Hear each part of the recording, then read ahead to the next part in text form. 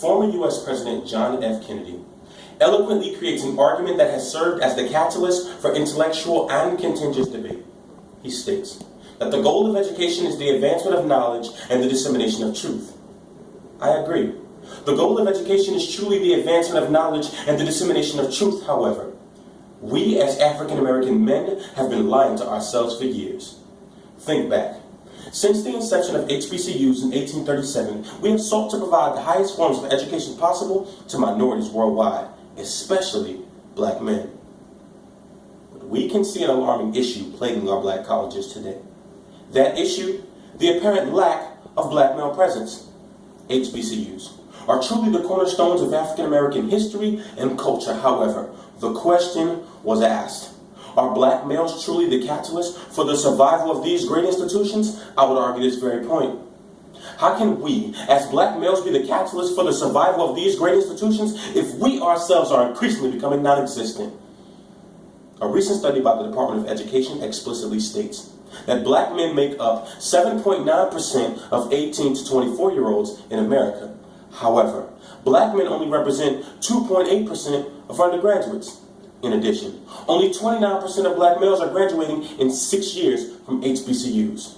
Credible scholars argue that this is indeed due to a lack of positive male role models and the absence of the male in the home. Moreover, I contend a different reason. These young men were never taught how to properly utilize their bodies since birth. Here's why. They have never been taught how to stay ahead of the game, therefore they see all of the wrong things. They know right from wrong, yet they speak all of the wrong things out of their mouth, so the devil consistently taps their chin. They bear the weight of the world on their shoulders, designed to keep their back straight and their chest out to stomach the pain. But they waste time on things they don't need, like thighs and legs, don't allow their ankles to support them, so they consistently stay defeated. Ladies and gentlemen, our young men are trapped in a world where value systems are based on the latest fashions, social trends, and fictitious desire for immediate economic stability.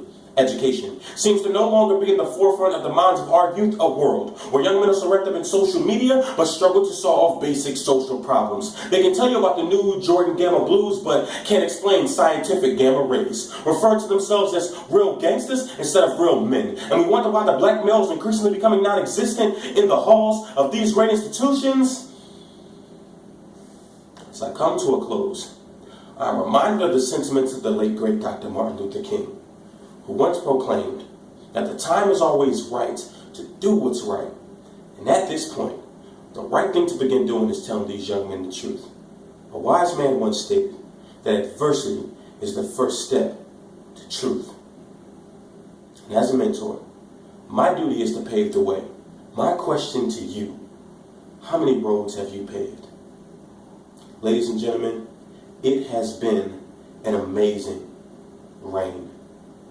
From the youngsters I've met to the young scholars that are being developed, I have learned so much. Going into the high schools and speaking, going to high school, college fairs to meet children and meet the young scholars of tomorrow, it has been a humbling experience. But above all, I kept God first through everything that I did. So, to the next reigning Mr. HBCU, whomever you be, 3 pieces of advice. 1, stay true to yourself. There is nobody